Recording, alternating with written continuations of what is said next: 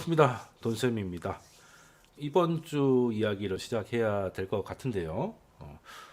제가 좋아하는 말은 그 지식은 유한하고 무식은 무한하다.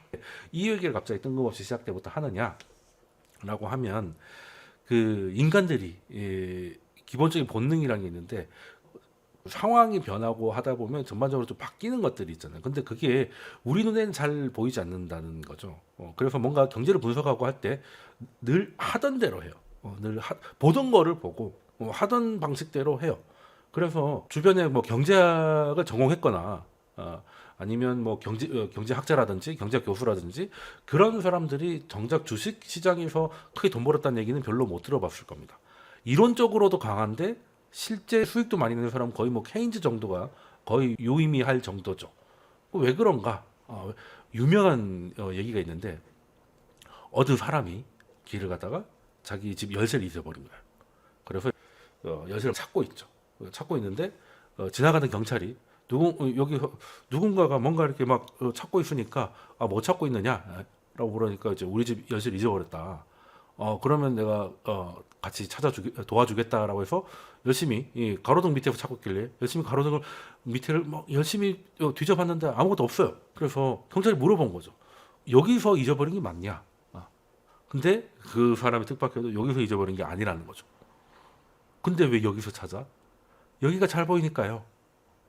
가로등 밑이니까 여긴 잘 보이잖아. 찾기 쉽다는 거지. 정작 키는 여기 있는데 보기에는 여기가 편하니까 여기서 찾고 있다는 거예요. 그게 이제 어떻게 보면 배운 자의 함정이라고 해야 되나? 모를 때도 마찬가지는 하지만 사람들은 본능적으로 편하고 익숙하고 이런 것들을 찾게 돼 있잖아요. 이게 경제에서도 마찬가지입니다. 그러니까 코로나가 됐던 금융위기가 됐던 그 큰 사건이 하나 터지면 그것 때문에 바뀌는 것들이 꽤 많아요.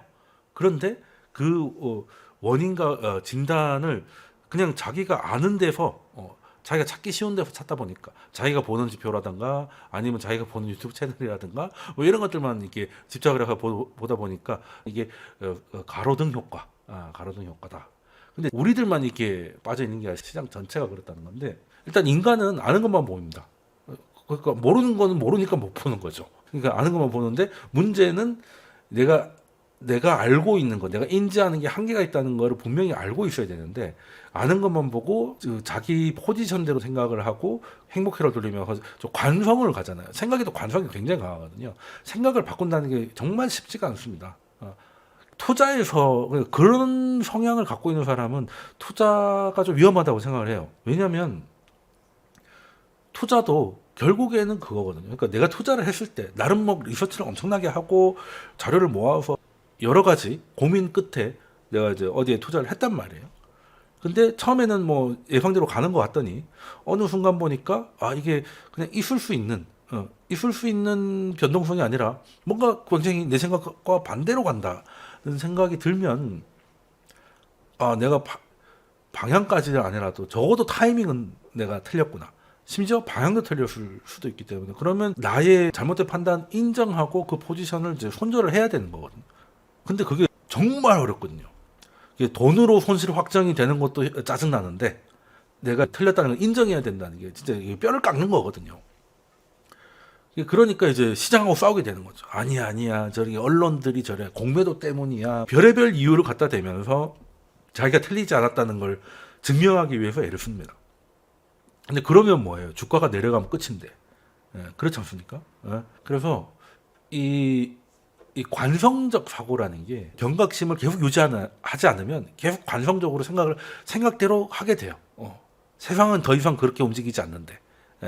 예를 들어서 올해 1분기에 제일 잘 나갔던 데가 일본 아니겠습니까? 지금 고점 찍고 조금 내려오긴 했습니다. 솔직히 몇 년 전으로 돌아가가지고 아베노미스 시작할 때뿐만 아니라 일본이 다시 버블 때 고점을 발라낼 거라고 하면 웃는 정도가 아니라 다 비웃었을 거야. 그죠? 일본이 91년 고점을 니케이가 찍을 겁니다. 심지어 넘을 거예요. 라고 하면 이제 토착 외고했고 드디어 정신 나갔구나. 이런 얘기를 하셨을 건데 근데 했잖아요. 물론 뭐 고점은 조금 갱신하고 조금 밀리긴 했습니다만 뭐 그 정도 올랐으면은 뭐 이 정도 빠지는 거야. 별것도 아닌 상황인 거죠. 일본이 좋을 거란 얘기는 저도 2년 전부터 했잖아요. 2년 더 된 것 같은데. 아무튼 저는 아베노믹스 때도 굉장히 우호적으로 봤던 사람이고, 그리고 점점 진행이 되면서 처음에는 이거라도 해보려고 하는 의지가 부럽다라고 이제 인정을 했던 부분이고, 그 다음에는 효과가 없는 것 같진 않다. 물론 2016년 뭐 브렉시트나 뭐 이런저런 문제로 엔화 약세가 생각처럼 잘 안 됐습니다만, 그래도 일본에서는 금기시됐던 무언가를 한번 시도한다는 것 자체는 어떻게 보면 저런 그 오래된 정치인이 갖고 있는 정치력으로 한번 해볼 만한 거 아닌가. 우리는 아베를 정말 미워합니다. 우리가 아베를 예뻐할 수는 없죠, 솔직히. 예, 그렇지 않습니까? 근데 어쨌든 아베는 일본에서는 꽤 상당한 영향력이 있는 정치인이었고, 자신이 갖고 있는 영향력을 가지고 일본이 금기시되어 왔던 재정 정책이라든가 완화적 통화 정책이라든가 이런 것들을 이제 공격적으로 가는데 그 자기의 정치력을 활용을 했단 말이에요. 그러기 위해서는 우익을 활용해서 우리나라를 뭐 자극하기도 했고, 뭐 트럼프한테 이것도 열심히 하고 뭐 여하튼 열심히 했잖아요. 저는 그게 부러워요. 아베노믹스가 이제 우리로 밖에서는 엔화 약세만 얘기가 나오는데 안에서는 오히려 선택적 재정 정책이 더 얘기가 많았거든요. 왜? 일본이 GDP 대비 부채 비율이 가장 높은 나라잖아요. 그런데 거기다가 또 빚을 내자고 하니까 다 기겁을 하는 거지 않습니까? 그렇잖아요. 그 오히려 이럴 것 같으면 그 찔끔찔끔 해가지고 겨우 땜빵 하지 말고 확 찔러버리자 이거잖아요. 그거는 나름 의미가 있다고 보는데, 지금 우리나라가 모든 국민이 25만 원을 받는다고 해서 민생 경제가 돌아올 것 같으면 민생 경제 어려워지지도 않았어요. 13조를 들여가지고 25만 원씩 뿌려가지고 경제가 돌아올 것 같으면 그럴 경제였으면 위기에 빠지지도 않았어. 그렇지 않습니까? 그냥 돈 좀 그 전에도 줬겠죠. 그렇죠? 코로나 때는 이 봉쇄라는 게 장사를 못하게 하니까 그러면 돈이라도 지어줘야 그 말을 들을 거 아니겠습니까? 자영업자 이런 사람들은 뭐 장사를 하지 말라고 하는데 술 장사 이런 데는 밤부터 장사해야 되는데 10시에 문 닫으라 그러면 다 폭동이 일어날 수밖에 없잖아요. 코로나로 죽니 굶어 죽을 바에 코로나 죽겠다 이렇게 되는데, 그걸 이제 무마하려면 이제 돈을 주고, 그건 뭐 우리만 그런 건 아니니까. 근데 그러고 나서 지금 인플레라는 걸 전 세계가 지금 뒤늦게 치르고 있잖아요. 그때 공짜 돈 뿌린 걸 가지고. 아직도 인플레 가지고 씨름을 하고 있는데 거기에다가 또 돈을 뿌리자니 좀 그렇지 않습니까? 그래서 이제 관성적 사고를 하면 계좌가 좋지 않다는 최근의 사례를 보여드리면, 일본이 어쨌든 그 최근에 조금 좋아지긴 했잖아요. 좋아지긴 했습니다. 임금도 오르고 일본답지 않은 그런 모습을 보였습니다. 그래서 저도 그 2년 전쯤에 제가 부동산을 하나 더 사게 된다면 한국의 부동산은 아닐 것이다. 이제 3년 전이네요. 그렇게 했는데 저도 말은 이렇게 해놓고 그 지금 갖고 있는 아파트를 이제 팔고 일본 거를 살려고 했는데 뭐 사실 뭐 됐습니다. 팔지도 않았고, 다행히 서울 아파트는 최고점에 비해서는 조금 부족하지만 거의 다 올라와서 안 판 거는 잘한 것 같은데, 일본 거를 샀으면 더 좋았을 것 같다는 생각은 지금 와서 계산해 보니까 그렇더라고요. 그 해외 부동산 사는 게 말처럼 게 아니라, 그래서 이제 조금 미루다 보니까 좀 놓친 것도 없잖아 있는데, 일본에 대해서 이제 긍정적으로 얘기하면 이런 버즈가 좀 있었어요. 초반에는 무슨 얘기를 했냐면 올림픽 특수다. 올림픽 끝나고 나면 뭐 아무것도 아닐 것이다. 이런 얘기도 있어. 실제 일본에서도 그렇습니다. 4대 도시 부동산이 좀 반등을 하니까 이거는 올림픽 때문에 잠깐 오는 건데 올림픽 끝나면 다시 다 내려갈 거라는 분위기가 일본 트위터 이런 데도 되게 많았었습니다. 분위기 보니까 그때도 그렇더라고요. 그래서 요때 사야겠다 하는 생각을 했는데 그 임장 자주 가기 힘들어가지고 일본 가기는 몇 번 갔는데 애를 데리고 가니까 임장을 할 수 있어요 말이지. 그래서 놓쳤던 부분이 있는데, 그래서 증시 같은 경우도 전 좋게 봤거든요. 좋게 봤고 그랬는데, 주류는 어땠냐? 일본이 지금 이제 캡처해봤습니다. 일본 임금 상승률이 5.28로 33년 최고 수준이다. 요즘 일본 임금이 많이 올랐다는 건 들어보셨을 거예요. 또 재미있는 뉴스가 같은 시기에 나옵니다. 실질 임금은 떨어졌다. 실질 임금은 33년 만에 최저 수준이다. 왜냐하면 이거는 약간 대기업 위주거든요. 대기업은 5.8 정도로 올라갔는데 모든 사람이 대기업에 있는 건 아니잖아. 그랬는데 물가는 다 모든 사람한테 포함이 되는데 물가는 3.8%가 나왔어요. 3.8% 나왔으니까 요 정도 오른 사람은 한 2% 정도, 실질 금은 한 2% 정도고 전체적으로 따지면 오히려 실질 임금은 내려갔습니다. 그래서 일본은 그냥 다 헛방이라 그랬어요. 아니 그 인상하면 뭐하냐, 물가가 더 많이 올랐는데. 맞는 말이 맞는 해석이잖아요. 실질이 중요하다. 근데 그런 분들이 딱 하나 못 친 게 있어요. 실질적으로 중요하지만 주가는 명목입니다. 제가 늘 말씀드리잖아요. 맥도날드가 매출이 전년 대비 9% 올랐다. 근데 재료비가 인플레로 9% 올랐으면 도찐객시 실질 성장은 제로인데 실적은 뭐로 나온다고요? 전년 대비 9% 성장으로 나오잖아요. 왜? 실적은 명목이니까. 주식도 결국에는 명목이잖아요. 그러면 실질적으로는 33년 만에 최저지만 명목상으로는 33년 만에 최고잖아요. 그럼 주가는 오를까요? 내릴까요? 당연히 오르죠. 그러니까 일본이 그렇게 간 거 아니겠습니까? 그리고 일본 경제를 일본 증시를 짓누르던 게 뭐였어요? 장기화된 디플레. 근데 인플레가 터져서 실질 임금이 떨어졌다 그러네? 디플레가 벗어나는 거 아니야?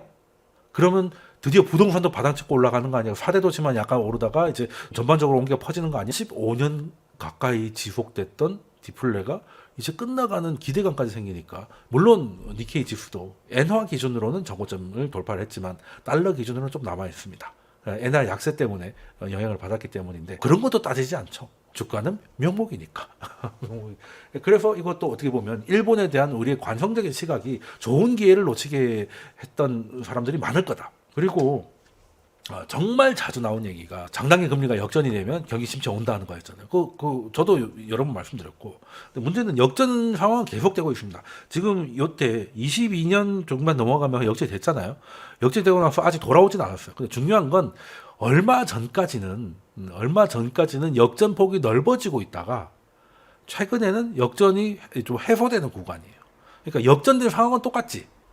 역전된 상황은 똑같은데 이게 요렇게 역전이 확대될 때는 증시한테 굉장히 불리하다가 이게 좀 완화될 때, 요때 23년 3월에 그 실리콘밸리 은행 때문에 돈 풀어가지고 역전이 순간 탁 튀어올랐죠. 요때 에코프로하고 배터리 아저씨가 유명해졌잖아요. 왜? 해소 국면이었으니까. 그리고 하반기 갔더니 다시 확대가 됐어요. 그래서 배터리가 방전이 됐죠. 그러고 나서도 최근 들어서는 작년 10월 저점을 찍고 지금 계속 해소되고 있습니다. 그러니까 요즘은 장단기 금리가 역전되면 경기 침체 올 거니까 연준이 이걸 신경 쓴다는 걸 다 알아요. 연준이 이걸 본다는 걸 알아버린 거야. 예전에는 제가 이걸 6년 전에 유튜브 하고 이럴 때 이런 거 보면 우와 했어요. 근데 지금은 다 알아.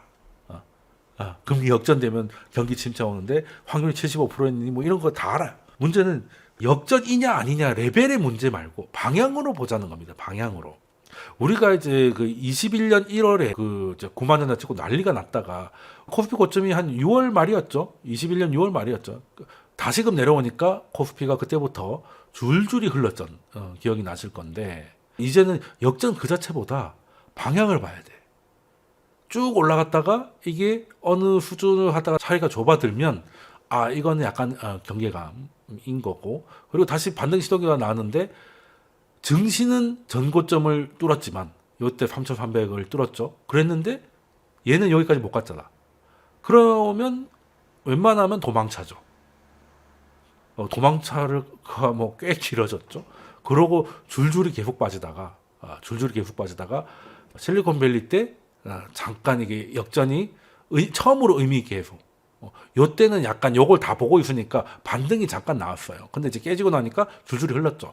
그 흐른 이후로 처음으로 이제 반등이 나오니까 그때부터는 작년 3, 4월 때부터 이제 배터리가 달렸던 기억이 나실 건데, 그 이후로는 배터리는 좀 힘들어졌고 AI가 받쳐주는 반도체 정도만 달리고 있는 상황인데, 시장 전반으로 봤을 때는 작년 10월 이후로는 이거는 역전 상태 해소다.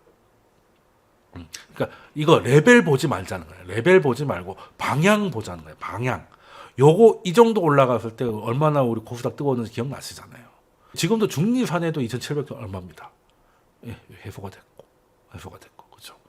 그래서 2년물이 좀 내려오고 있어요. 2년물이 내려오고 이렇게 하면 점점 해소 국면이 조금 더 가게 될 겁니다. 그러면 중요한 거는 이게 계속 줄어드는 상황에서는 위험 자산이 유리한 국면이다라는 거죠. 그러니까 이게 틀렸다는 건 아니에요.